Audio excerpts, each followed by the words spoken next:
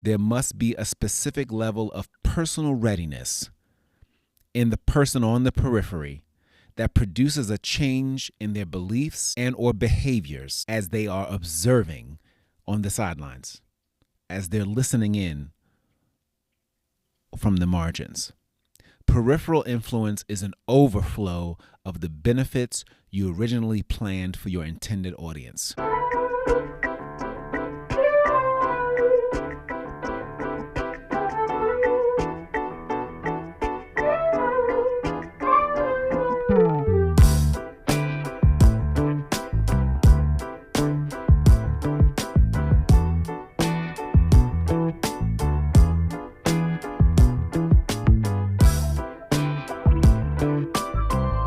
Welcome back, everybody. Glad to connect with you today. I hope this content, if you're a continuing listener, that's the way you say it. If you're a continuing listener, I'm glad that you have tuned in and continue to tune in. And I hope that you are also liking and subscribing to this podcast and that you have invited at least 3 other people to listen in to the content from this podcast if you found it helpful. I really am grateful to continue our conversation on peripheral influence.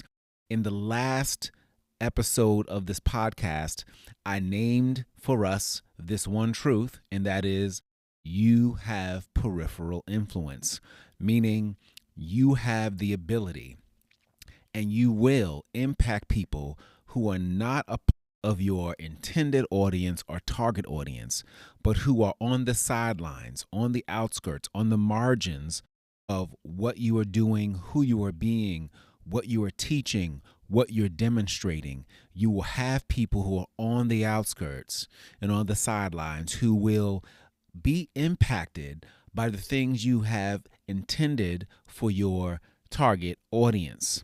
Okay? Today, I want to dig a little bit deeper, and the best way I can describe it is to describe it as requirements for peripheral influence. Right? That is the things that need to be in place in order for peripheral influence to have any lasting effect. Because yes, I'll say it again, you do have peripheral influence.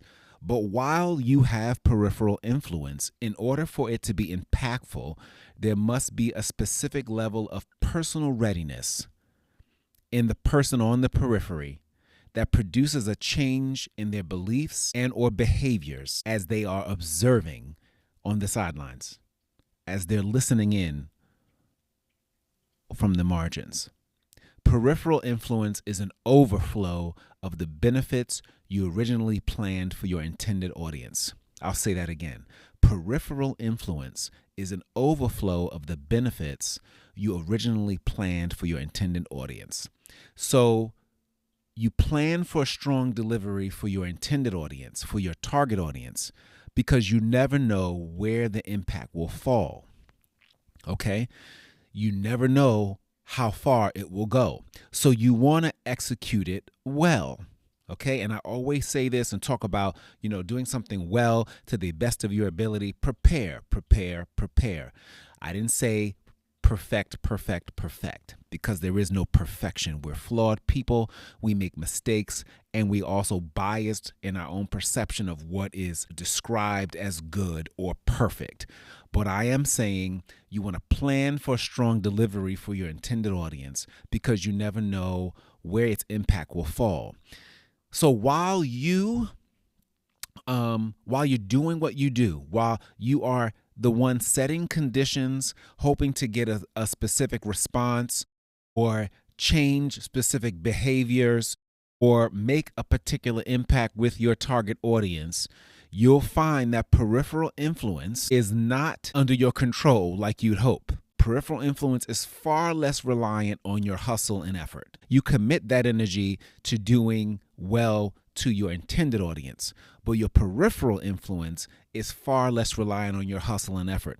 The peripheral impact of your influence is partially your responsibility because of your key responsibility being to your target audience, right? So you may offer insight and goods and services, But the people who are on the sidelines observing, listening in, gleaning what it is that they're hearing as they're on the margins, on the periphery, it is up to them to take a hold of what they have caught and apply it and experience the change benefits that it has to offer. For peripheral influence to be of any consequential value to the people on the margins, on the outskirts, they must be cognitively receptive to what is seen, heard, or read during the encounter. For peripheral influence to be of consequential value to people on the margins, on the outskirts, they must be cognitively receptive to what is seen, heard, or observed or read during the encounter. If it carries no relevance for them, it will add no value to them. So what you teach, how you lead, who you are, and how you engage others, in order for it to be of any impact peripherally, that is, to impact people beyond your intended or target audience, there must be an alignment between what they are observing and their specific context or state of mind. There has to be what I describe as a particular degree of personal readiness. Okay? Peripheral influence is an overflow of what you've planned for your target audience. Peripheral influence is not something you can control because you don't know where it will land and with whom it will fall beyond your target or intended audience. And for those on the outskirts, on the sidelines, observing, in order for them to experience any benefit from what they observe, there must be a particular degree of personal readiness. Now, this personal readiness involves two critical pieces: timing and geography. In order for personal readiness to show itself up, there has to be timing and geography accounted for. Let's talk about timing. When we talk about timing, we're referring to people who are not your intended audience or your target audience. We're talking about them being in the right place at the right time, which thus results in them being accessible to what you're saying, what you're teaching, how you are leading, how you are behaving amongst the people who are your planned or focused audience or focus audience, okay, or intended audience. Let me give you an illustration of that. Maybe I need to say that again. Let me go back. When we talk about timing being one of the critical elements of personal readiness that makes people ready and accessible to your peripheral influence of what you're saying, doing, or being, we're talking about them being at the right place at the right time. And as a result of them being at the right place at the right time, they are accessible to what it is you're saying, teaching, how you're being, how you're leading, whatever it might be. And it creates for them an opportunity to be changed by the experience. Let me give you an illustration, okay? There was a woman who was asked to give a keynote to a crowd of single moms at a gala in Los Angeles. And she had been a single mother herself. She had become tremendously successful over time. But her message was particularly compelling to this audience of single moms as she talked about the challenges of being a single mother herself, the lack of access to family and friends nearby, the loneliness she felt, and the financial difficulties she faced and experienced as a result of not having help from her children's father, who actually lived relatively close but had not provided financial support for his children since the divorce. As she shared her story, the general manager who ran the event where the gala was being held stopped by to check on what was going on in the event, check up on his team to make sure things were going well. And as he had come in, the woman who was given the keynote was just beginning to describe the pain and burden of the absence of her children's father, the impact that the father's absence from the children's lives was creating, the void his absence was creating.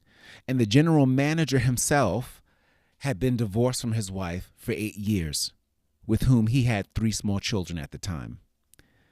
And he had not spoken to his ex-wife or seen his children since the divorce. And hearing the woman's story, he was convicted. He was strongly convicted, so much so that he found himself in that very moment, as he heard this story, as someone who was on the periphery, who was not the intended audience, as he heard this story, he was compelled to call his ex-wife, apologize for abandoning the family and the children. And though it was difficult, over time he got back involved with the life of his children. He developed a healthy relationship with them, and he also developed a great relationship with his ex-wife, so much so that they remarried.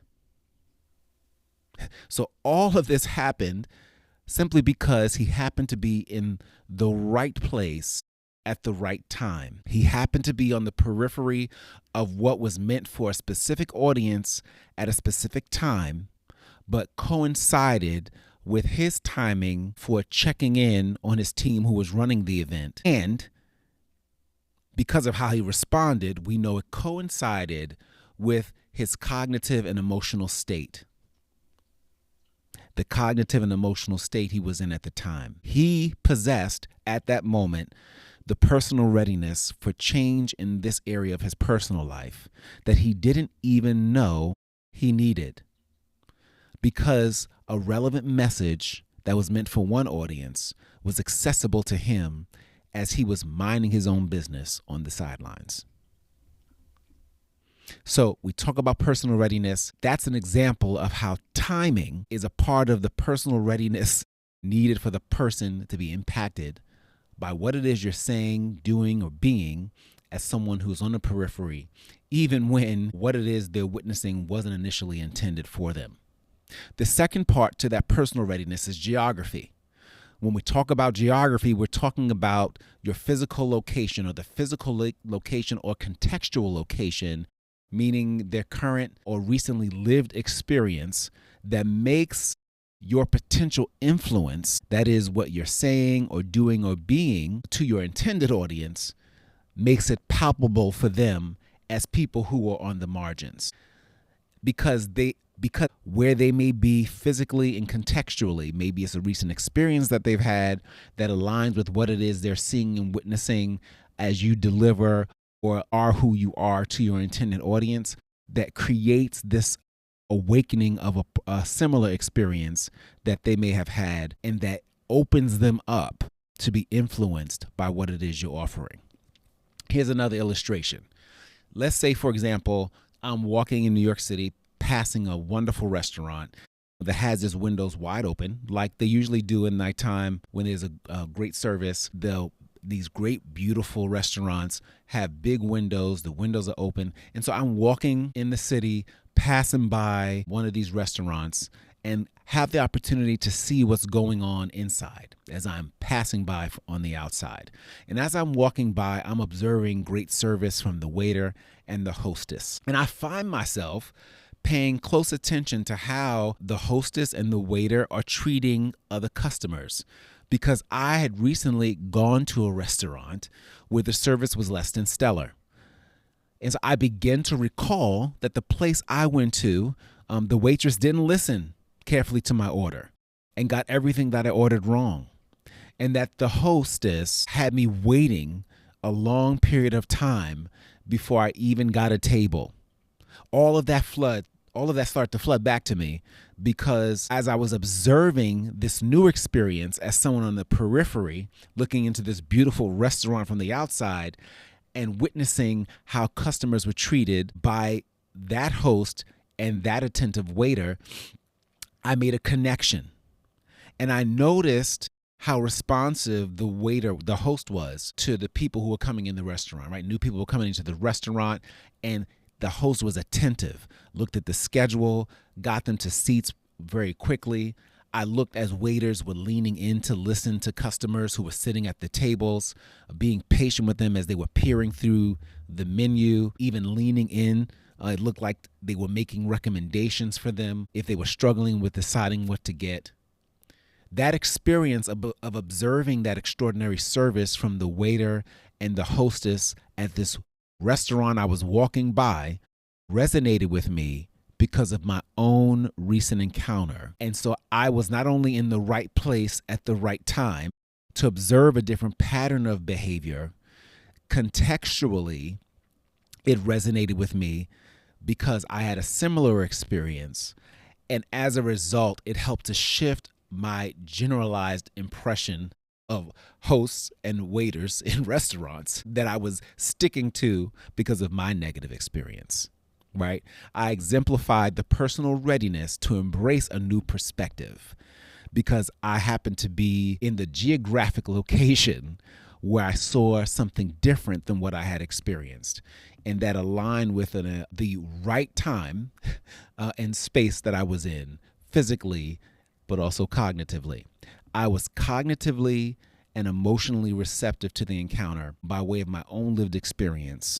So that's really important. So the visual messaging of that experience that I saw as a bystander or as someone on the sidelines awakened something in me and ended up positively reshaping my expectations of what could be or what I could look forward to at a restaurant. So remember, the actual restaurant experience I observed was not intended for me. I was not on the hostess's or the waiter's radar, but I was geographically accessible to the moment, both in location and context. So what's my point? My point here is this, that your peripheral influence should not be underestimated.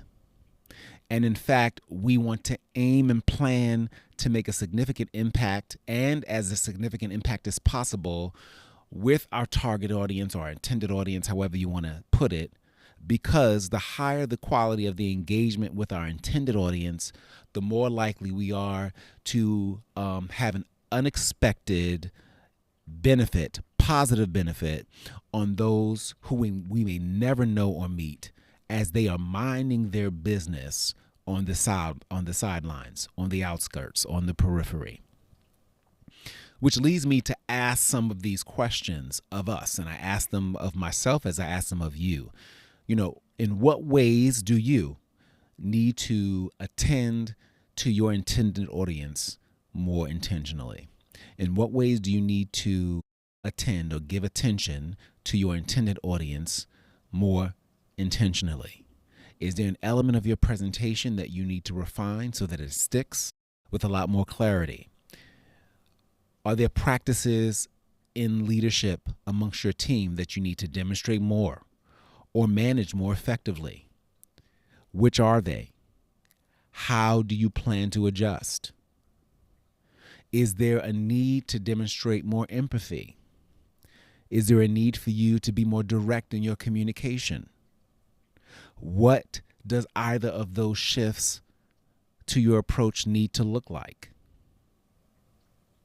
Do you need to be intentional about asking your children questions and asking them more questions rather than giving directives? Which of your children do you need to do this with most? When do you intend to get that started? These are just some of the things to consider as you and I embrace the reality that while we may be working to serve one specific audience, we are actually cultivating the behaviors, the perceptions, and experiences of a guest list and an audience whom didn't sign up for what it is we have to offer. But if the conditions are right, if the timing and geography are aligned, if they possess the personal readiness for what they are witnessing from you, they can be beneficiaries of what you have to offer. And the exposure to you and from you as people on the sidelines can actually be life-changing. So I want you to take that with you as you continue to own the reality that you have peripheral influence, because what you do, how you act, what you say matters and carries a level of weight that you don't even imagine or can't even imagine is possible. It can make the difference, not just in one, not just in two, not just in three, but multiple numbers of people's lives. So take that with you this week as you go ahead, honor your peripheral influence, honor your target audience by delivering and being what you are supposed to be to the best of your ability so that the impact becomes an overflow many others can benefit from. Do that as you take care and live.